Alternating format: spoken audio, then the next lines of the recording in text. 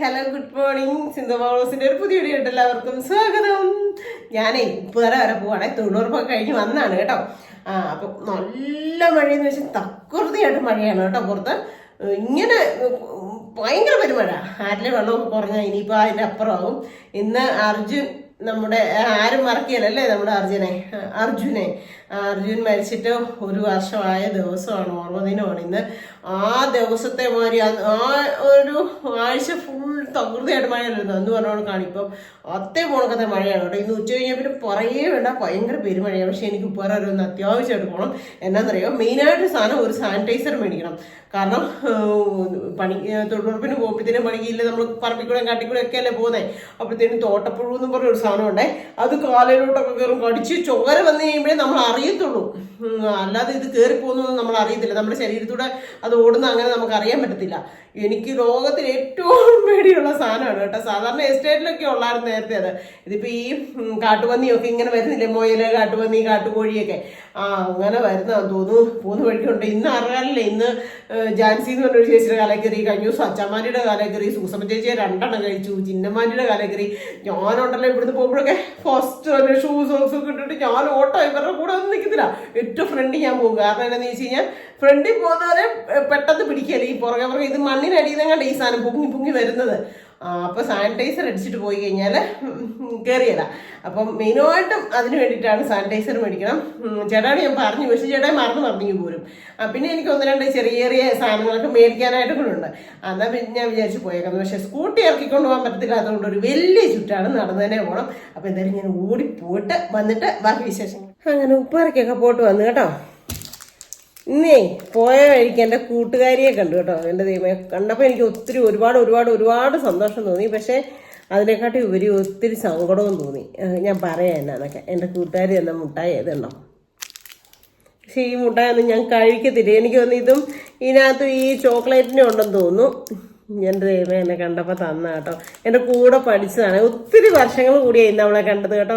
ദൈവം ഒത്തിരി സന്തോഷം തോന്നി. ഞാൻ പേര് ഞാൻ പറയുന്നില്ല, കാരണം അവളുടെ കണ്ടതേ കെട്ടിപ്പിടിച്ചെടി സിന്ധു എന്നെ കൊണ്ടൊരു വിശേഷം, നീ അതേപോലെ തന്നെ എനിക്ക് ഇച്ചിരി വണ്ണം വെച്ചിട്ടുണ്ടെന്നല്ലാതെ നിനക്ക് ഒരു പറഞ്ഞില്ല, മുടിയൊക്കെ നല്ല സ്റ്റൈലായല്ലോ, സൂപ്പറായിടി എന്നൊക്കെ പറഞ്ഞു കേട്ടോ. പിന്നെ അത് കഴിഞ്ഞിട്ട് സങ്കടപ്പെട്ട് കുറച്ച് നേരം ഞങ്ങൾ സംസാരിച്ച് അവൾ ബസ് കയറാൻ വേണ്ടിയിട്ട് നിൽക്കുകയായിരുന്നു കേട്ടോ, നമ്മുടെ ഉപ്പുറ പാലത്തിൻ്റെ അവിടെ. ഞാൻ സത്യത്തിൽ കണ്ടില്ല. ഞാൻ അങ്ങോട്ട് കടന്നു സിന്ധു എന്ന് പറഞ്ഞിട്ടോ വിളിച്ചോണ്ട് പുറകെ വന്നു. ഞാനും അതാരാ, നമ്മുടെ ലോട്ടറി വിൽക്കുന്ന ഒരു സിന്ധു ഉണ്ടല്ലോ, ലോട്ടറി കടയിൽ നിൽക്കുന്ന ഒരു സിന്ധു ഉണ്ട്. ആ സിന്ധു വന്ന് ഞാൻ ഓർത്ത സൗണ്ട് കേട്ടപ്പോൾ ഞാൻ പെട്ടെന്ന് തിരിഞ്ഞു നോക്കിയപ്പോഴത്തേനും എൻ്റെ കൂട്ടുകാരിക്കോ അവൾ ഓടി വന്ന് കെട്ടിപ്പിടിച്ച് വർത്താനം പറഞ്ഞാൽ. പിന്നെ സത്യമല്ല, ഒരു 10-20 മിനിറ്റ് അവളുടെ അടുത്ത്, അവളെ ഇരുവല്ല അതിൽ കൂടുതൽ അവിടെ നിന്ന് വർത്താനം പറഞ്ഞിട്ടാണ് പോയത് കേട്ടോ. പിന്നെ അപ്പോൾ എനിക്ക് തന്ന കേട്ടോ, ഇത് എത്ര ആളായിട്ട് നമ്മൾ കണ്ടിട്ടെന്നും പറഞ്ഞു. ഞാൻ അങ്ങോട്ട് പോകുന്നേ ഉള്ളായിരുന്നു, അതുകൊണ്ട് എൻ്റെ ഒന്നും ഇല്ലാതെ ഞാനൊന്നും കൊടുത്തില്ല കേട്ടോ, എൻ്റെ ദൈവമേ. അപ്പം ഞാൻ പറയാം കാര്യങ്ങളൊക്കെ. പിന്നെ മാതാവിൻ്റെ അടുത്ത് പോയി ലാമ്പ് എന്നാന്നോ തിരി കത്തിക്കാൻ വേണ്ടിയിട്ട്. എല്ലാ പ്രാവശ്യവും മാതാവിൻ്റെ അടുത്ത് പോകുമ്പോൾ ഞാൻ ഓരോ തീപ്പെട്ടി അല്ലെ ലാമ്പോ മേടിക്കും. എന്തിനാ വെറുതെ, അതുകൊണ്ട് ഞാൻ ഇവന്ന് പോയപ്പോൾ തന്നെ കൊണ്ടുപോയായിരുന്നു ഈ പ്രാവശ്യം. പിന്നെ ഒരു സാനിറ്റൈസർ മേടിച്ചു. പിന്നെ ഇതെല്ലാം അറിയത്തില്ലേ, അമ്മൂൻ്റെ ഒരു സംഭവം കിട്ടിയേക്കുന്നതാണേ, SBIയുടെ. ഇത് അമ്മൂന് ഇട്ട് കൊടുക്കണേ, അല്ലെങ്കിൽ പൊട്ടിച്ച് നോക്കണം ഇതെന്നാണോ സംഭവം എന്നറിയത്തില്ല. സ്റ്റേറ്റ് ബാങ്ക് ഓഫ് ഇന്ത്യയുടെ വന്നേക്കുന്ന കട്ടപ്പന ബ്രാഞ്ചിൽ നിന്ന്. എന്നാ സംഭവം നടത്തില്ല, അതൊന്ന് പൊട്ടിച്ച് നോക്കണം. അതിപ്പോൾ അങ്ങോട്ട് പോയപ്പോഴത്തേനും നമ്മുടെ ഇത് ഇടുന്ന കടയിലത്തെ ചേട്ടൻ തന്നതാണ്. നമ്മുടെ പോസ്റ്റ് ബാങ്ക് എന്നാ സംഭവം നടത്തില്ല നോക്കട്ടെ. കണ്ണാടിയില്ലതൊന്നും അറിയാൻ പറ്റത്തില്ല. അതിനെല്ലാം മുന്നിട്ട് ഫുള്ള് ഇംഗ്ലീഷാണല്ലോ പഠിച്ചോനെ. ഇത് എല്ലാ വർഷത്തിലും ഇങ്ങനെ അയക്കുകയല്ലേ. അതേ ഉള്ളെന്ന് തോന്നുന്നു കേട്ടോ. ബാങ്കിന് അതാ സംഭവം.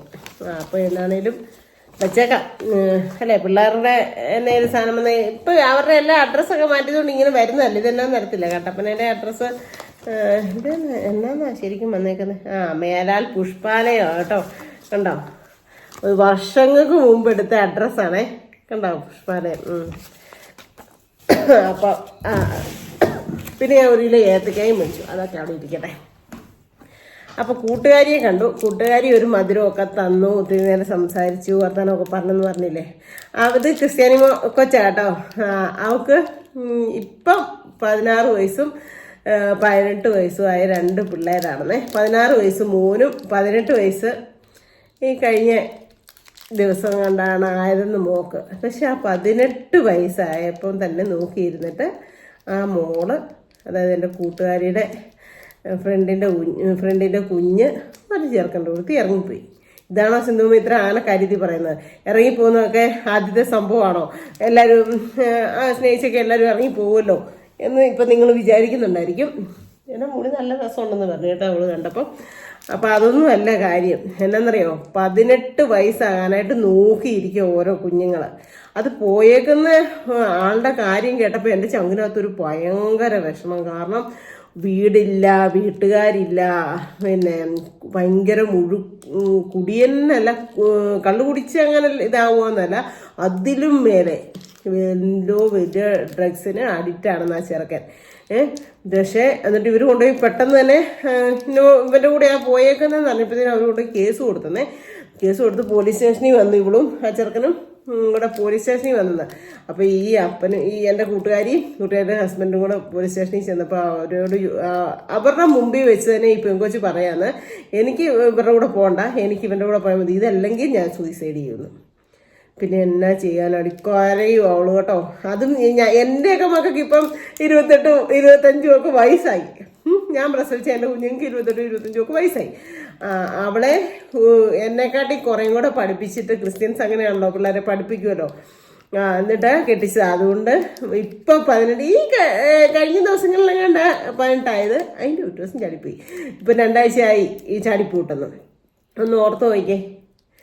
എനിക്ക് പുറത്തൊക്കെ ഇറങ്ങാൻ ഭയങ്കര മടിയാണ്. എനിക്ക് മെയിൻ സിറ്റി പോയിട്ട് ഇത് കയറാൻ വേണ്ടിയിട്ട് വണ്ടിയെ ആൾക്കാരെല്ലാം നോക്കും. അതോർത്തിട്ട് എനിക്ക് സങ്കടമായിട്ട് ഞാൻ ഇവിടെ ബാങ്കിൽ വന്നതാണ്, ഗ്രാമീൺ ബാങ്കിൽ വന്നതാടി. എന്നിട്ട് ഞാൻ ഇവിടെ നിൽക്കുമോ ബസ് കയറി പോകാൻ. അപ്പുറത്തോട്ട് പോയി എനിക്ക് സാധനങ്ങൾ മേടിക്കാൻ, എന്തൊക്കെയോ മേടിക്കണം ഒക്കെ ഉണ്ട്. പക്ഷെ എനിക്ക് ആരെയും ഫേസ് ചെയ്യാൻ പറ്റത്തില്ലടിയെന്ന്.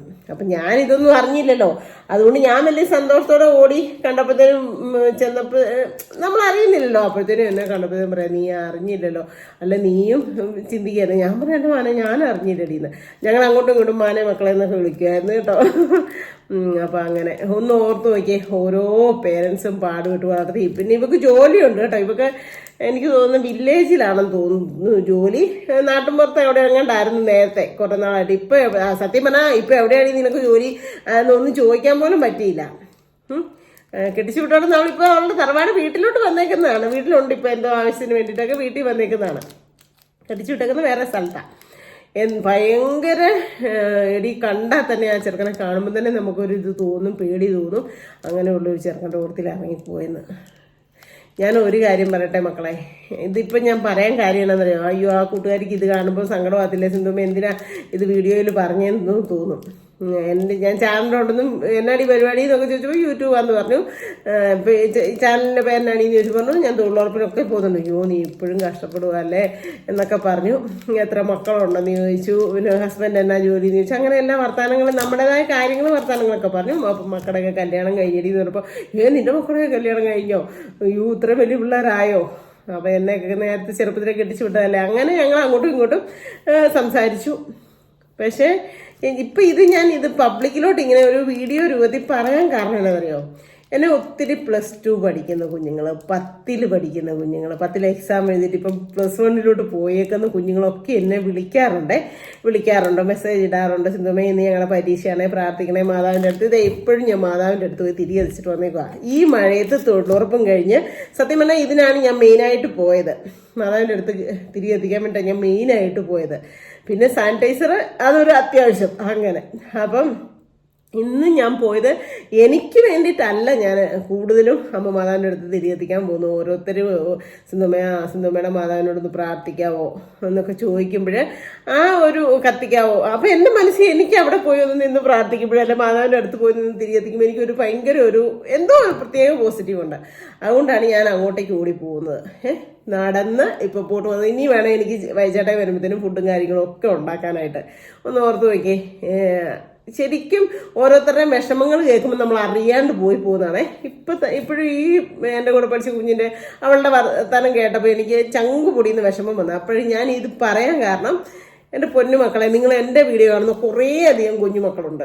കുഞ്ഞുമക്കൾ എന്ന് പറഞ്ഞാൽ +2, 10, +1 ഡിഗ്രിക്കും ഒക്കെ പഠിക്കുന്ന കുറേ കുഞ്ഞുങ്ങളുണ്ട്. അപ്പോൾ ആ കുഞ്ഞുങ്ങളൊക്കെ ഒന്ന് ഇതാകാൻ വേണ്ടിയിട്ടാണ് ഞാനിപ്പോൾ ഈ പറയുന്നത്. എന്തിനാണെന്നറിയോ?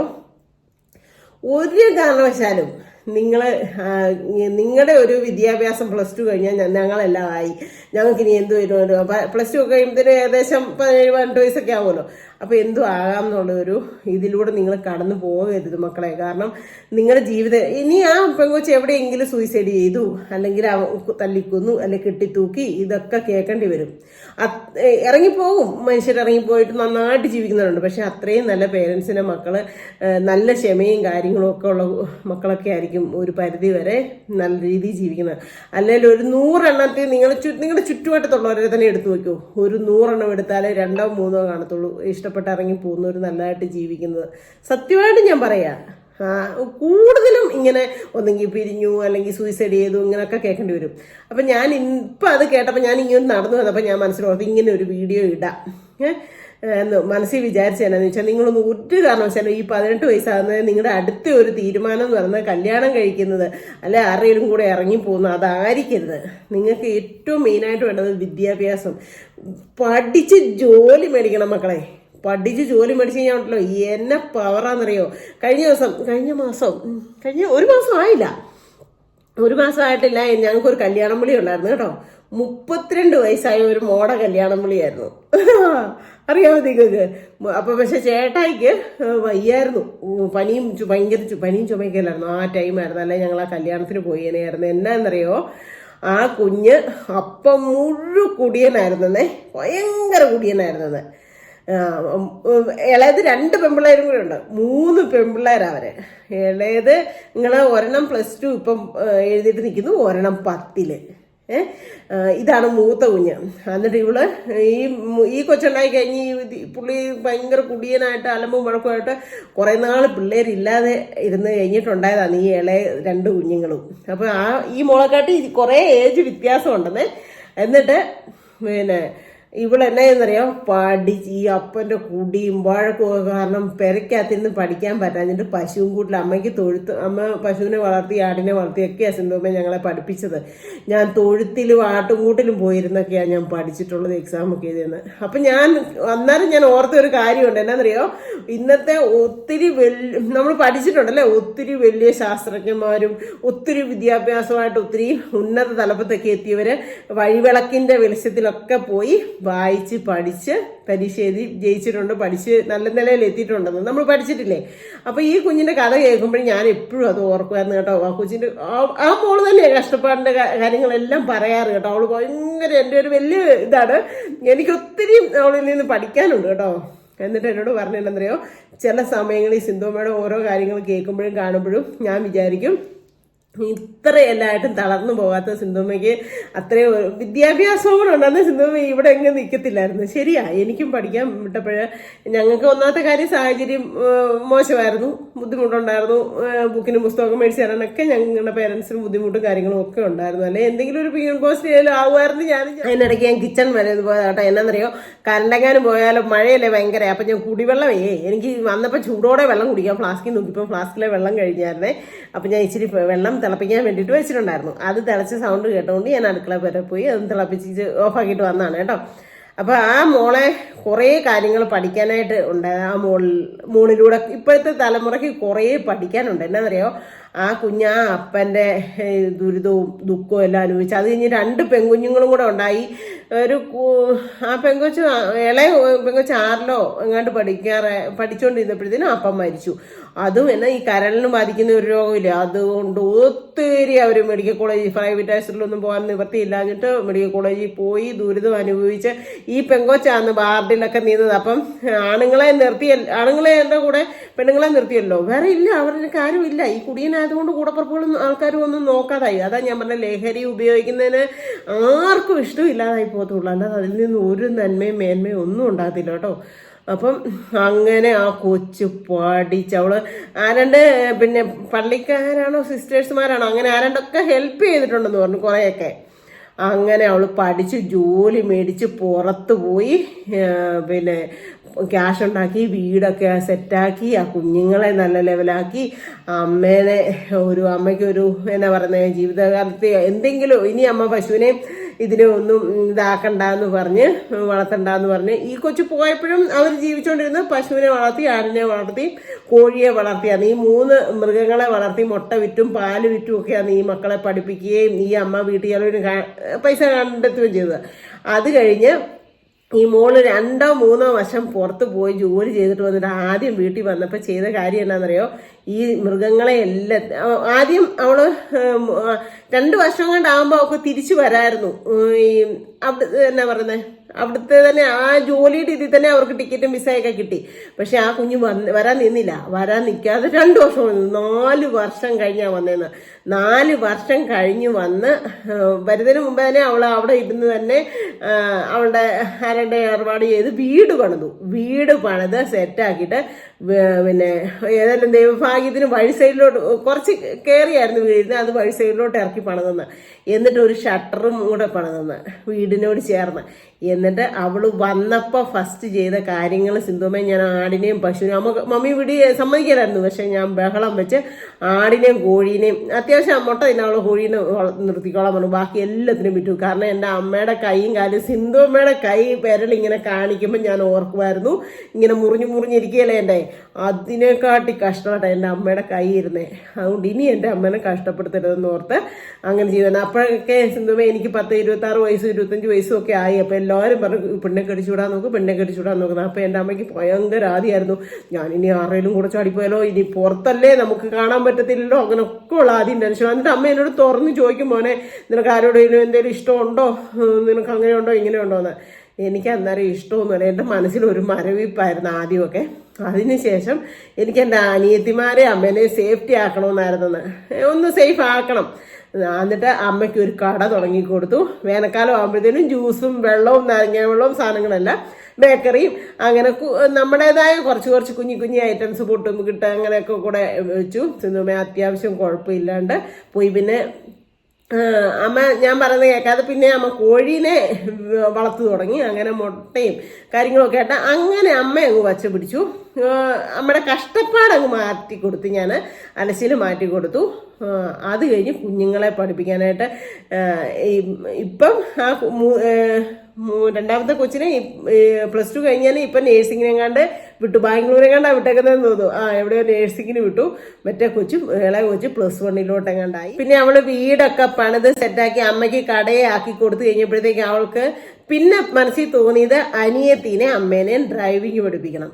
എന്നിട്ട് അമ്മ പറഞ്ഞു, എനിക്കെങ്ങും പഠിക്കാല മോളെ, ഞാനെങ്ങും പഠിക്കാല, ഞാൻ പോകത്തില്ല, അങ്ങനെ ഇങ്ങനെയാ മനുഷ്യർ അതും ഇതും പറയും, ഭർത്താവ് മരിച്ചു പോയതാ, പിന്നെ പെണ്ണുങ്ങൾ തന്നെയുള്ള വീടാ, അങ്ങനെ ഇങ്ങനെയാന്ന് പറയും, ഞാൻ പോകത്തില്ല മോനെ എന്ന് പറഞ്ഞത്. അപ്പോൾ ഈ പെങ്കൊച്ച് പറഞ്ഞാൽ പറ്റത്തില്ല അമ്മേ, നമുക്ക് നമ്മളെ ഉള്ളൂ. അമ്മ രാത്രി എൻ്റെ അനിയത്തിമാർക്കൊക്കെ എന്തെങ്കിലും ഒരു വയ്യാഴി വന്നു, അമ്മയ്ക്ക് വണ്ടി ഉണ്ടെങ്കിൽ വണ്ടി പഠിച്ചിട്ടുണ്ടെങ്കിൽ ഓടിക്കൊണ്ടുപോകത്തില്ലേ, അതുകൊണ്ട് പഠിച്ചു വരുന്നതാണ്. അപ്പം ഈ അനിയത്തി കോച്ചിന് ഭയങ്കര ഇൻട്രസ്റ്റ് ആയിരുന്നു പഠിക്കാൻ. എന്നിട്ട് അവളെയും പഠിപ്പിച്ച് അമ്മേനെയും ഡ്രൈവിങ് പഠിപ്പിച്ച് വണ്ടി എടുത്തു. ഇപ്പം അമ്മ എല്ലായിടത്തും വണ്ടിയായിട്ട് പോയി വേണ്ട സാധനങ്ങൾ പർച്ചേസ് ചെയ്ത് അമ്മ കൊണ്ടുവന്ന് കടയിൽ വെച്ച് വിൽക്കാൻ തുടങ്ങി.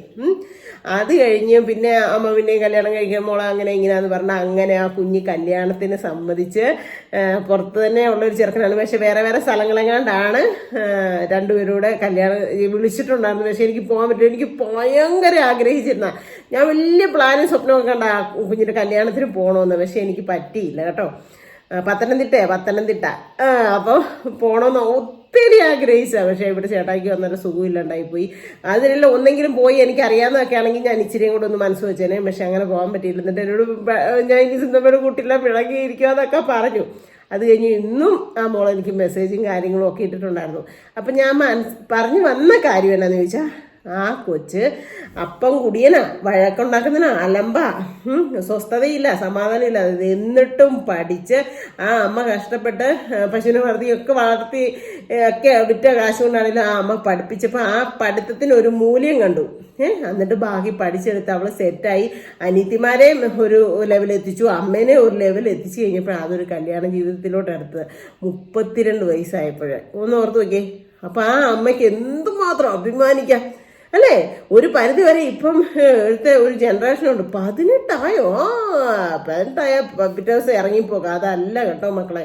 അതുകൊണ്ട് എന്നെ വീഡിയോ കാണുന്ന ഒത്തിരി കുഞ്ഞു മക്കളുണ്ടെന്ന് എനിക്കറിയാം. കാരണം എന്നെ വിളിക്കുന്നവർ തന്നെ ഉണ്ട് 10-20 പേർക്ക് മുകളിൽ. 10ാം ക്ലാസ് ആണ്, +1 ആണ്, +2 ആണ്, ഡിഗ്രി ആണ്, ഞാൻ ഈ വർഷം നേഴ്സിങ്ങിന് പോവാണെന്നൊക്കെ പറഞ്ഞൊക്കെ വിളിക്കുന്ന കുഞ്ഞുങ്ങളുണ്ട്. അപ്പൊ ആ കുഞ്ഞുങ്ങളുടെയൊക്കെ ഒരു ഇതിന് വേണ്ടി നിങ്ങളൊക്കെ ഉണ്ടല്ലോ പഠിച്ച് ജോലി മേടിക്കണം മക്കളെ. വീട്ടുകാരെ സേഫ് ആക്കണം മക്കളെ. വീട്ടുകാരെ നിങ്ങളെ പഠിപ്പിച്ച് ചിലപ്പോൾ ലോൺ എടുത്തൊക്കെ പഠിപ്പിക്കുന്നതിന് വേണം. ആ ലോണൊക്കെ നിങ്ങൾ അടച്ച് തീർത്ത്, വീടില്ലാത്ത അച്ഛനമ്മമാരാണെങ്കിൽ വീടൊക്കെ ശരിയാക്കി നിങ്ങളെ കൊണ്ട് പറ്റും. കാരണം ഒരു പെങ്കൊച്ച് ഇപ്പൊ ഒരു ഉദാഹരണം അല്ല, നടന്ന കാര്യമാണ് ഞാൻ പറഞ്ഞത്. അപ്പൊ നമുക്ക് പറ്റത്തില്ലേ? പറ്റും. എന്നിട്ട് എന്നോട് പറഞ്ഞെന്നറിയോ, സിന്ധുമ്മ ഡ്രൈവിംഗ് പഠിച്ചു കഴിഞ്ഞപ്പോഴത്തേനും ഞാൻ എൻ്റെ അമ്മേനെ കാണിച്ചു കൊടുത്തിട്ട് ചോദിച്ചു, അമ്മേ ഇങ്ങോട്ട് നോക്ക്, അമ്മ പറ്റിയല്ലേ എന്ന് പറഞ്ഞില്ലായിരുന്നോ? അമ്മ അന്ന് ഞാൻ മുന്നേ ഗുസ്തി പിടിച്ചുകൊണ്ടല്ലേ അമ്മ പഠിച്ചത്. പുള്ളിക്കാരത്ത് പഠിച്ചിട്ട് ഇപ്പൊ 5-6 വർഷം ആയെന്ന് പറഞ്ഞു കേട്ടോ. 3-4-5 വർഷം കണ്ടായെന്ന് പറഞ്ഞേ. ആ കൊച്ചു അനിയത്തി രണ്ടാമത്തെ കൊച്ചിന് 12 വയസ്സായപ്പോഴെങ്ങാണ്ടാ പഠിച്ചു തന്നിട്ട് ലൈസൻസ് എടുത്തത്. അപ്പം കണ്ടോ സിന്ധുമ്മയ്ക്ക് വേണോന്ന് വെച്ചു, സിന്ധുമ്മ പഠിച്ചു. ആരെയും നോക്കിയില്ല, ഒരു സൈക്കിൾ ബാലൻസ് പോലും ഇല്ല പറമ്പിൽ പണി. ഇപ്പോഴും സിന്ധുമ്മയ്ക്ക് ഒരു അഭിമാനക്കുറവില്ല. സിന്ധുമ്മ ഇപ്പോഴും തൊഴിലുറപ്പിന് പോകുന്നൊക്കെ പറയുന്നത് മമ്മിയോട്. അത് ഞാനിപ്പോൾ പറഞ്ഞു അത് എന്നാന്ന് ചോദിച്ചു കഴിഞ്ഞാൽ, അങ്ങനെ നമ്മളെ ഒന്ന് സേഫ് ആക്കണം. നമുക്ക് നമ്മളോട് തന്നെ ഉള്ളിലൊരു സ്നേഹം കാണണം.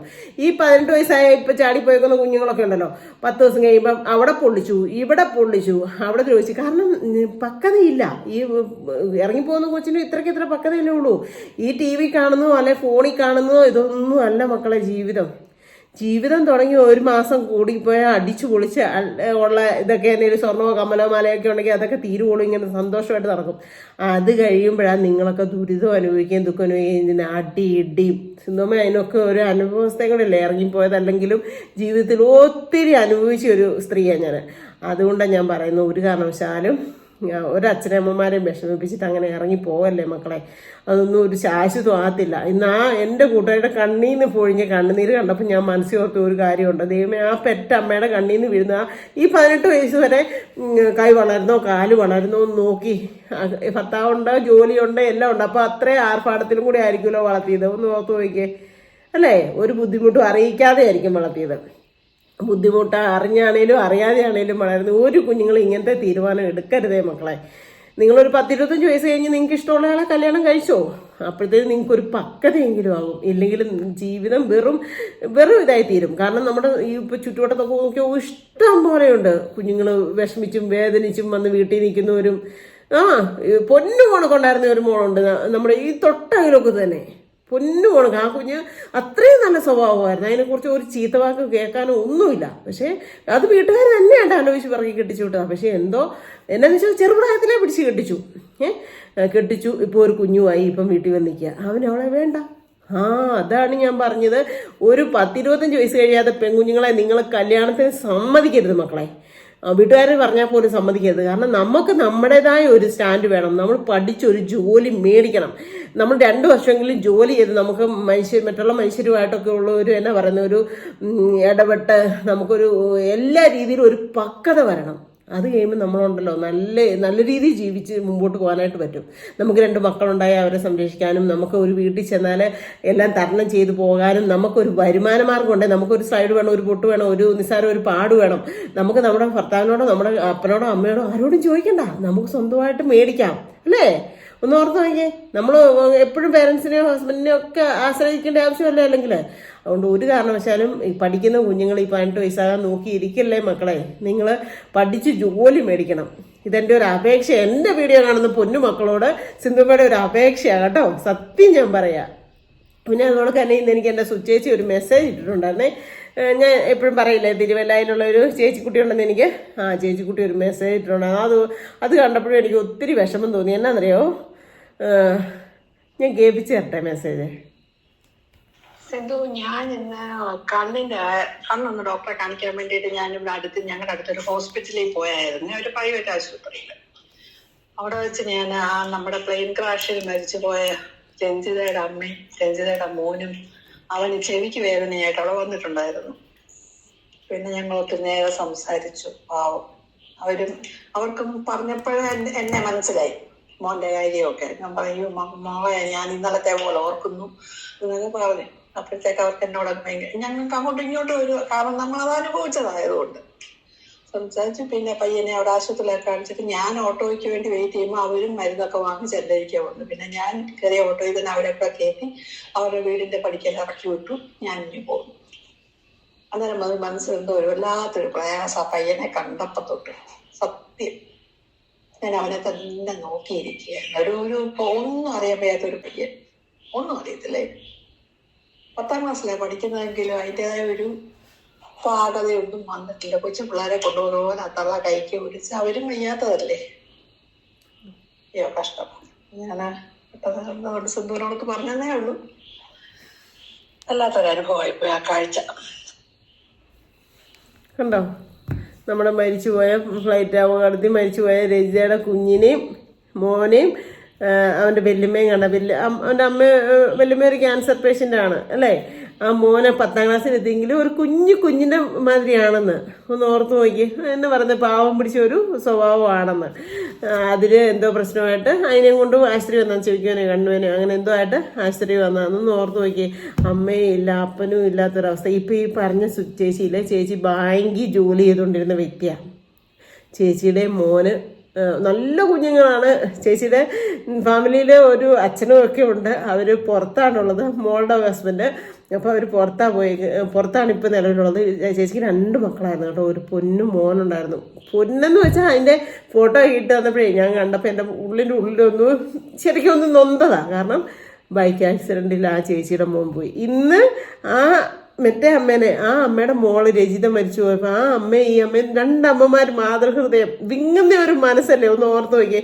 ഇത് കേട്ടപ്പോൾ ഞാൻ മനസ്സിലോർത്തു, ഓരോ അച്ഛനമ്മമാരും മക്കളെ ഇങ്ങനെയാണ് മക്കളെ കഷ്ടപ്പെട്ടാണ് വളർത്തുന്നത്. ഇപ്പം ആ രജിത മരിച്ചുപോയി. ആ അമ്മമ്മയ്ക്ക് അസുഖമുള്ളതാണ്. പക്ഷെ ഈ കുഞ്ഞുങ്ങളെ തള്ളിക്കളയാൻ പറ്റുമോ? പറ്റത്തില്ല. ആ വയ്യാഴികയിലും ചേർത്ത് പിടിച്ച് നിങ്ങളെയൊക്കെ കൊണ്ടുപോയി മരുന്ന് വാങ്ങിച്ചു കൊടുത്തല്ലേ, വിദ്യാഭ്യാസം കൊടുത്തല്ലേ, ഭക്ഷണം കൊടുത്ത് തക്ക സമയത്ത് വേണ്ട കാര്യങ്ങളൊക്കെ ചെയ്ത് കൊടുത്ത് വളർത്തി വലുതാക്കി കഴിയുമ്പം ഇങ്ങനെ എന്തെങ്കിലും ഒരു വേദന കൊടുത്താൽ സഹിക്കാൻ പറ്റുമോ? അങ്ങനൊന്നും ആവരുത് പൊന്നു മക്കളെ.